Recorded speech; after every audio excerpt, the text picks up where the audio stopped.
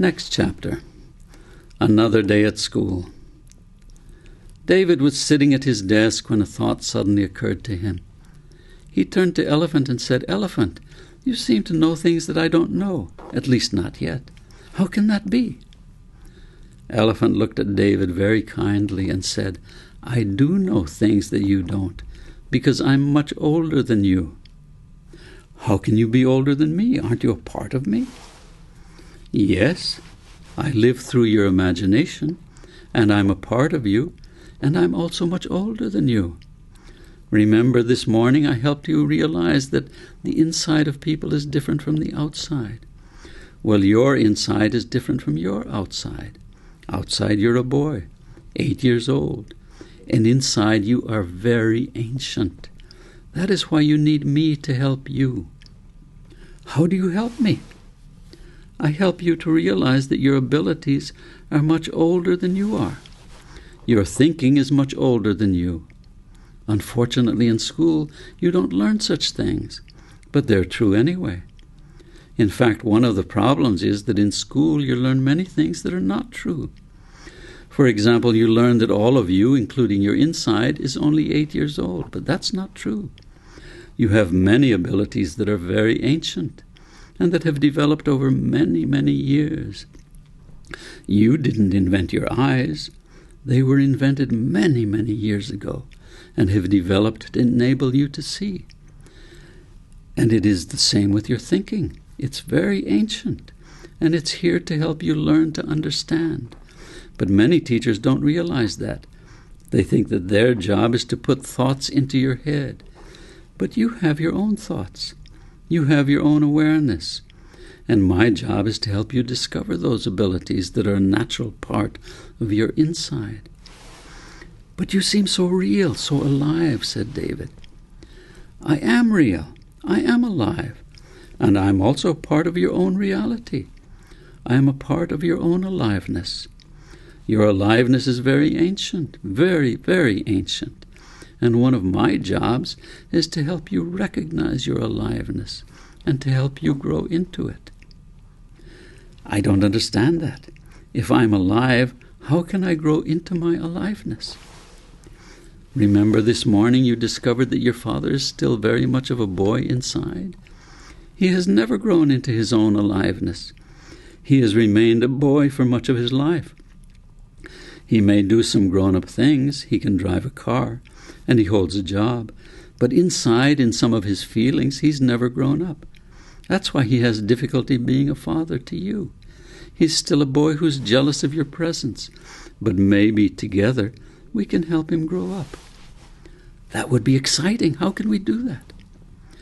"I don't exactly know," answered Elephant. "We need to have patience. We need to be able to wait. And someday an opportunity will show itself to us. How will we know it? Trust me, we just will." Next chapter. In the evening. That evening David was more alive than usual, more alert, more aware. At home in the evening he watched his mother and father and observed how they interacted, how they said very little to each other, especially when David was around. But when he left the room and came back in a little while later, he noticed that they had been talking very quietly and stopped as soon as he entered the room. It reminded him of the brief time after Jeremy had died, when there was a strange silence and his parents were very sad and spoke very little. David began to become aware that his mother and father had a relationship that he did not know about. Things happened between them that didn't happen when he was around. It was like a secret relationship that didn't include him. At first he felt sad to realize this, for he had thought that they all three had a single relationship. But then it suddenly dawned on him that there were actually 3 different relationships. There was his relationship to his mother, and his relationship to his father first of all, and when he realized this, he recognized that he had always known it but had never paid any attention to it. And now he saw that they had a relationship to each other that was their own. It didn't include him. Upon recognizing this, he felt alone in some strange way, but also relieved. There were things that he did not need to be included in, and that was okay. In fact, it was a relief, like a strange kind of freedom. And then suddenly Elephant was there, staring at him in the face, and it startled David. "And one more thing," said Elephant. "Don't forget that you and I have a relationship that doesn't include either of your parents, and in fact doesn't include anyone else. Have you thought about why that is?" David was surprised to hear this question. No, he had not given it any thought. He had been so happy to have met Elephant, and he enjoyed his conversations with Elephant so much that they seemed so special that he had not told anyone else about them. Of course, Gordy knew about it, but for several years he had also kept his relationship with Gordy a secret. He knew that people acted kind of strange whenever he spoke about Gordy, so he had begun saying less and less about him, and eventually had said nothing, even though he loved Gordy and knew he and Gordy could talk about anything at all, and that was something he really couldn't do with anyone else, except now with Elephant. Elephant was a special friend who knew things that David didn't know. He was a big friend and kind, and he had a special understanding of the world, and David knew that he had much to learn from Elephant. "Our relationship is very special," answered David, "and I know I have much to learn from you. I also know there is something deeply kind about you.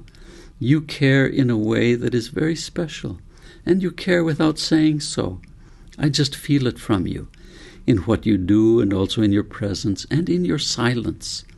And you seem to be able to handle any situation. I used to have that kind of feeling about my mother, but then she started to get kind of distant and far away sometimes. And she was stern in a way that she hadn't been before, and there were things she didn't want me to talk about, so I learned not to tell her everything that was on my mind. But with you, I feel I could tell you anything, and you would understand, and you wouldn't tell me not to talk about it. I've never had a friend as close as you, except for Gordy." "Yes, you and Gordy have always been special friends, and it was Gordy that brought you to me," said Elephant. "But there are things I can help you learn that Gordy can't." David was suddenly very curious and interested. "What can I learn from you that I can't learn from Gordy?" "Well, for one thing, you can learn how to be an elephant." David was surprised to hear this. It was something he'd never thought about, and he began to become aware of how limited his thinking was, of how there was perhaps very much that he had never thought about, and he became very excited about learning. "How can I learn to be an elephant?" David asked, intrigued. "Very simple," answered Elephant. "Just let yourself leave your own body and come on into mine." David was shocked to hear this. "But I can't leave my body. It's who I am." "No," answered Elephant, "it's only your outside. Remember this morning you learned that inside is not always the same as outside? And no one has ever taught you about your own inside. So you have come up with the thought, which many people have, I must admit, that inside is only the inside of the outside, and so it's just meat and bones. But this is where you need to grow, and you need to learn for yourself, because no one else can teach you about your own inside. You are the only one who can explore it, and that is one of the most exciting adventures." Upon hearing this, David felt something change inside of himself. He was hearing something that he knew deep down inside was true, and had always been true, but no one that he knew of ever said so. "So now," continued Elephant, "just leave your body sitting there where it is and move across the space between us and enter my body. It's as easy as that." David felt himself moving and suddenly could see his own body sitting on the side of the bed. And he moved through empty space, only it wasn't empty because he was easily somehow in it. And then he felt himself just moving easily through Elephant's skin, and just as suddenly he was inside Elephant. "And now let yourself expand and fill out my entire body," continued Elephant. "Feel how big you are in my body. Feel your arms and legs in my limbs and feet. Feel the size of my big body. Feel your head filling mine. Look through my eyes and hear through my ears. David could feel himself strangely expanding until he filled out Elephant's body completely. Now feel how you fill out my trunk. What is it like? Why, there are no bones in it, answered David. It's completely flexible and very movable, and it senses everything. I can move the tip of it and touch things, and there's such a fine sense of whatever it touches. I've never sensed anything so keenly before. It reaches out and explores anything it wants to. It's like a hand, only much finer. Wow, that's cool. Now let yourself move. This is a big body, and it moves so gracefully. It knows naturally not to bump into things, but it can also move through things, like through the wall when it doesn't fit through the door. I never before even wondered how you could get into a room where the doors are so small. You just did it. Wow, you can do all kinds of stuff that I can't.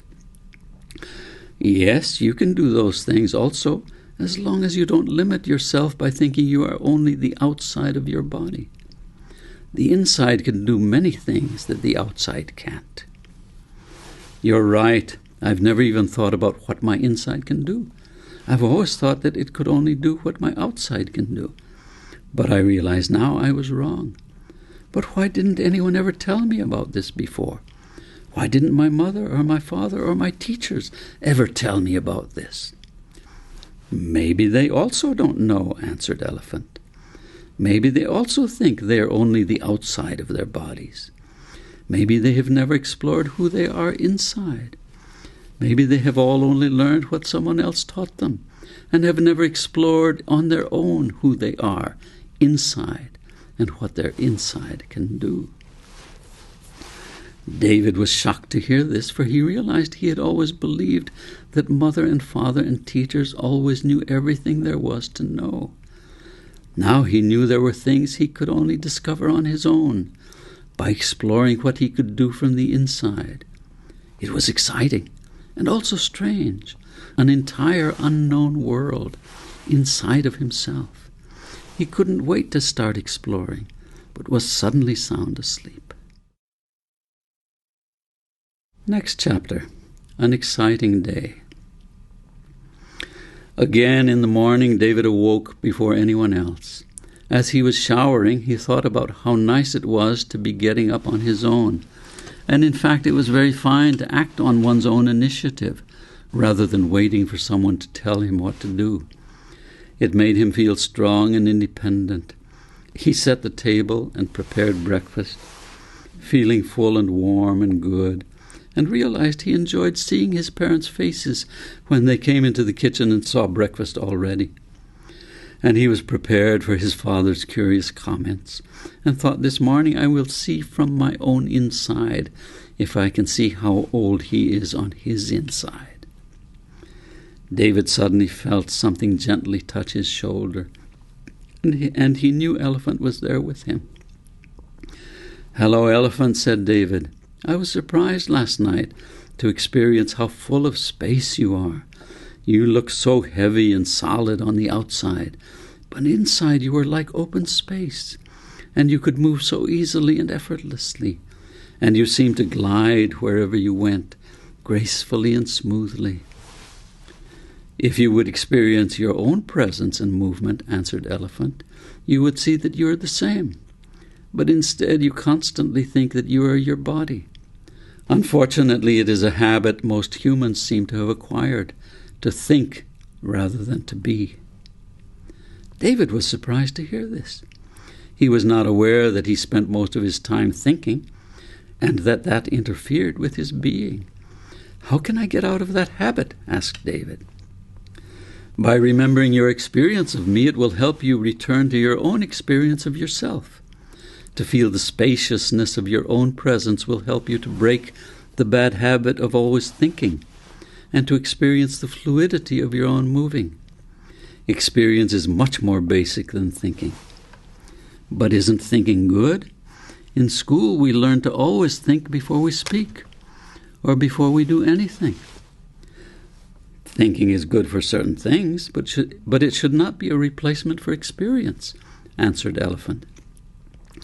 Just then, Mother entered the kitchen, and there was a smile on her face and a twinkle in her eye. "How lovely you've prepared breakfast," she said. "It is the third time this week, 3 days in a row. What a good son you are. You have no idea how it brightens my day to begin it like this." David smiled at her and said, "Good morning." Just then Father entered the kitchen looking stern and without smiling. Mother and David both said good morning to him, but he did not reply. David could feel a hardness inside his father. "I still want to know what's going on here," Father said. "Why are you pretending to be so good? What have you done that you're trying to cover up?" Rather than being irritated by Father's words, David just looked at him, and he knew Elephant's trunk was touching his shoulder. As he let himself experience the inside of Father, rather than thinking about him or reacting automatically to his words, David suddenly saw a small, angry boy, about 4 years old. In fact, an entire scene emerged before David's imagination, like an ongoing dream, only he recognized that it was Father's dream, a dream he was constantly carrying around in his feelings. Did Father even know he was dreaming?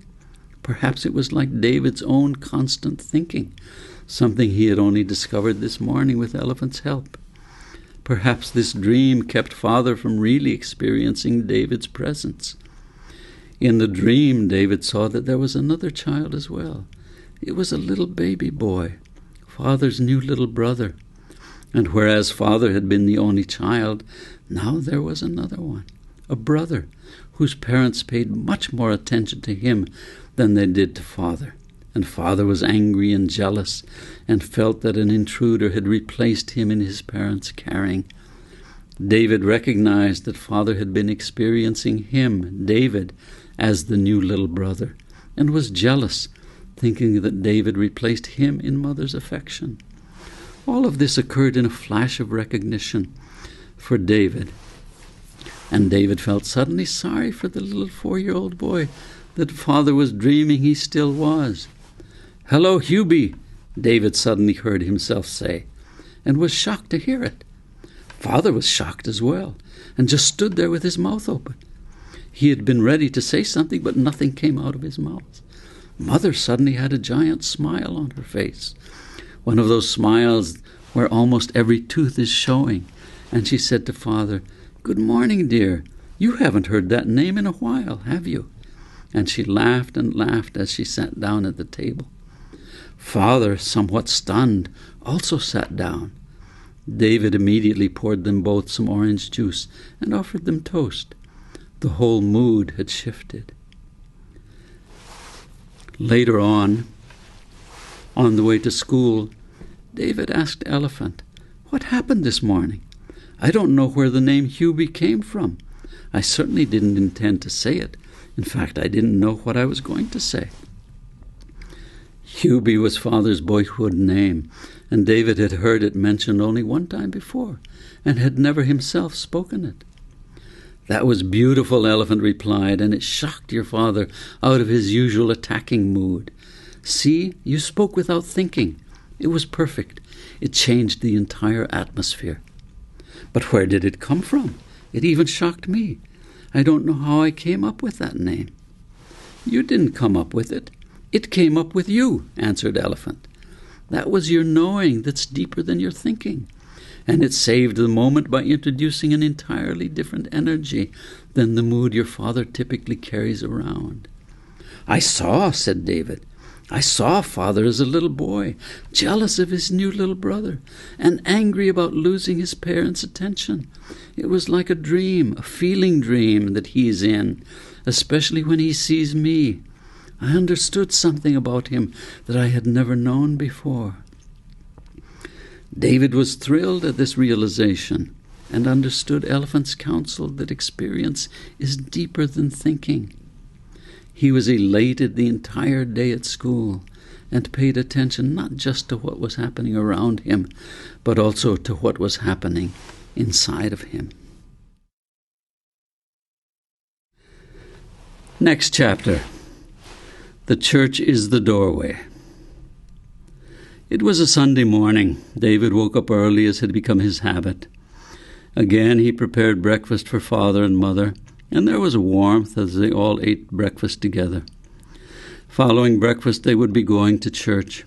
This was the first time since David had met Elephant, and he was wondering if Elephant would be coming to church with them.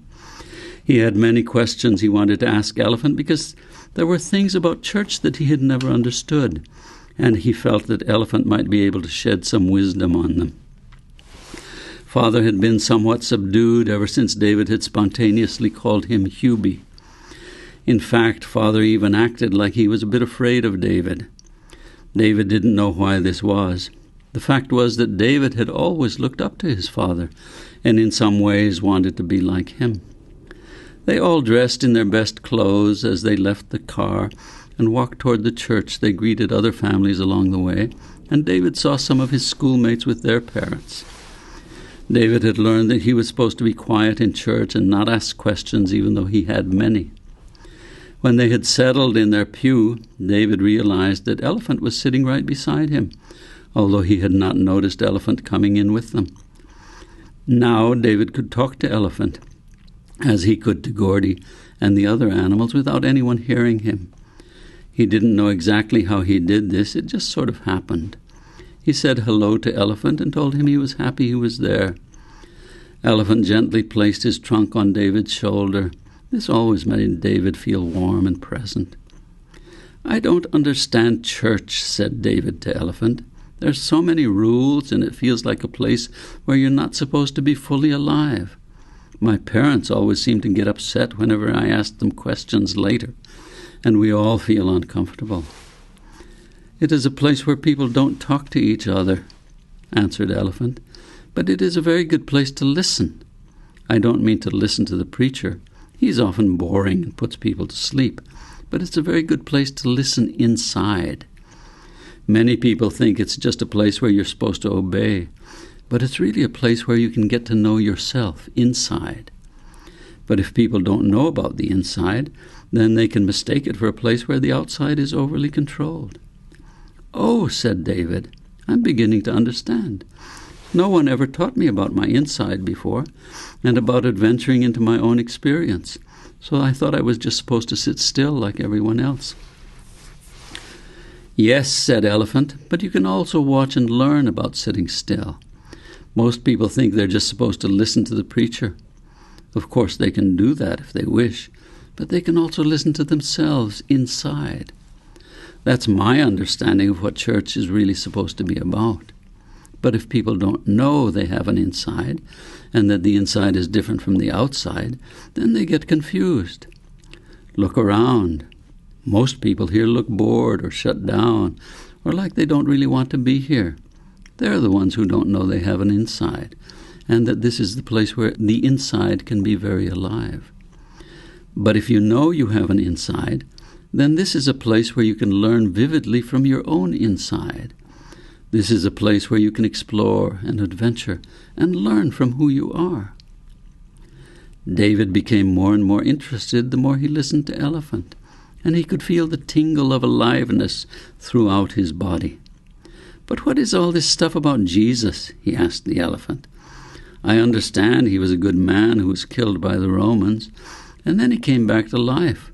But people don't come back to life. Why would the Romans kill such a good man?" "Well," said Elephant, "if you just look at the outside of that story, and it is a story, isn't it, then maybe it's a lot like you.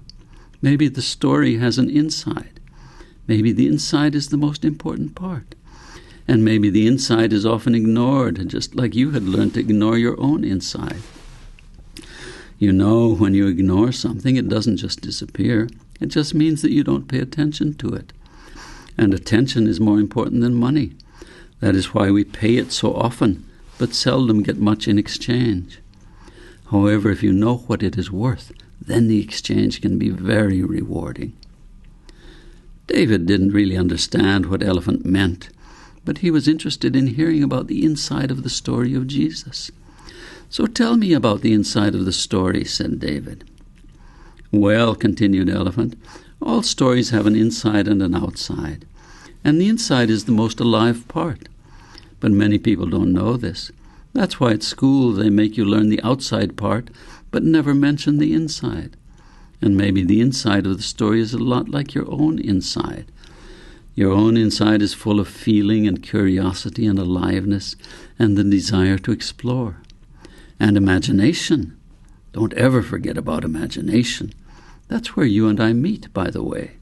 And imagination is very alive, much more alive than the outside. So maybe the story of Jesus is really just the story of your imagination. It is deeply good and goes places that are not traditional, and it cannot be controlled by the government. The government wants people to obey and to pay taxes and to do what the government says, but the government doesn't know anything about people's imagination. In fact, frequently government acts like it has no imagination itself and doesn't even know what it is. It is so focused on rules and on people obeying those rules. "Yes, kind of like school," said David. "Unfortunately so. So in the story of Jesus, the Roman government comes along and makes imagination suffer and belittles it and kills it. But imagination won't die. It comes back to life, and everyone is amazed when it does. And they suddenly realize that imagination is something sacred, is something that God has deliberately given to us, but we have to honor it and to listen to it, not as obedient robots, but with curiosity and interest and questions. Imagination is the child of God, and if we will only love it, it will love us back. But people usually treat it despicably and try to control it, and it suffers greatly." David sat very still, astounded to hear all this, and he knew he had learned something very profound. If every story has an inside, then that's the most important part. That's the alive part. That's the creative part. And the outside of it is kind of like the clothes we wear. It is a covering, but not the most important part. David knew what he had just learned from Elephant was one of the secrets of aliveness. He realized many people carried around dead stories, or stories that were never seen from the inside. And then he suddenly realized that his own father carried around a dead story. And that is what he had seen when he had seen the 4-year-old child inside his father. His father was carrying around a dead story and mistaking it for real, for alive, but he never looked at the inside of the story. And perhaps the name Hubie was a key to the door that led to the inside. Next chapter, The Way Home. On the way home, David's thinking seemed to be stretching, moving in directions that it had never gone in before. He was beginning to understand that school is very much like the Roman government with its rules of obedience, but not really recognizing that children or people had an inside, and that the inside was the most alive part of the person. And he was also experiencing how his own inside was coming back to life after years of thinking that he was always supposed to obey whatever a grown-up told him to do. Something in him had always known that this was not right, but grown-ups had always scolded him or threatened him or even punished him if he didn't obey them. He realized that there was a knowing deep inside of himself that was not dependent upon having learned it from someone else. It was just there, but for the most part he had been ignoring it. And he also recognized that it was sometimes difficult for grown-ups to listen to the inner knowing of children, but children recognized it in each other. As they rode home in the car, David decided that he would try something. He said, "Dad, how did you ever get the name of Hubie when you were a boy?" Father scowled when David asked this question and acted irritated. "How did you know I was called Hubie?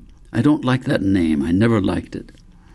"It sounds like the name hurts," David said spontaneously, not even knowing why he was saying it. Father scowled even more darkly and looked very angry. His neck was red and swollen, and David recognized that there was something in Father's inside that was waking up, but it was something very, very angry. Mother said, almost in a panic, "Why don't we stop for lunch at the diner? They always have a good lunch. Remember, dear, we always used to stop there before David was born." Father pulled into the parking lot next to the diner, seeming relieved to have something else to do rather than answering David's question. They all got out of the car and walked toward the diner, and David realized that Mother was trying to steer them in a different direction. She was also wanting their conversation to go in a different direction. David understood that something mysterious was going on, but he didn't know what or why. And he also recognized that this was not a time to push the question, but to allow space and time, although he didn't know how he knew this. They all sat in a booth, and the waitress came, brought menus. David already knew what he would order. He loved French toast, and Mother seldom fixed it at home, but Mother and Father seemed undecided and read the entire menu. David realized they were trying to focus on something other than the question he had asked in the car, and yet the question sat there silently among them, silent but very loud. David said, "French toast and a glass of milk, please," when the waitress arrived. His parents dithered for a short while, then both ordered scrambled eggs and sausage, toast and coffee. For some reason, David wondered if that was what his mother really wanted, or if she only ordered it in order to agree with Father. There was something very strange about the silence in which they sat there in the booth. David felt a strange edge to his awareness and realized that he was going in a direction he had never gone in before. He knew his own inside was more grown up than Father's. As he looked at Father, he could see the little 4-year-old boy struggling to contain himself and looking like he was ready to cry, but also upset and angry. So David decided to speak directly to him rather than to Father. "Something really hurt you when you were 4 years old," David said, not knowing how his father would answer, and realizing that his father might get violently angry. Father tried to avoid looking at David, and there were tears in his eyes. David put his hand on Father's arm and said, "It's over now. That was long ago, and it would be good to talk about it, even if you've never talked about it before." Both Mother and Father looked shocked, unable to understand how their son could know such things, but also recognizing that what he said was very true. Father suddenly started crying, something David had never seen him do. "It wasn't my fault that he died. I didn't push him. I tried to hold him, to pull him back, but nobody believed me. Everyone said I pushed him. The last thing he said to me was, 'Hubie, hold me, pull me up.' But I wasn't strong enough. I should have been stronger, but I wasn't. And he fell and hit his head on a rock. Everyone thought I had pushed him, but I didn't. I tried to save him. I should have been stronger. I couldn't hold him. I couldn't hold him." Father cried quietly. David had his hand on one of Father's arms, and Mother had a hand on his other arm, and they both cried with Father. David suddenly realized that this was the guilt in the dream that Father had always carried around, and a guilt for which he often blamed David. As quickly as it started, it was over, and there was a lightness in their being together like there had never been before. They all understood something important had been released. The waitress brought their lunch, and they ate like they were starving.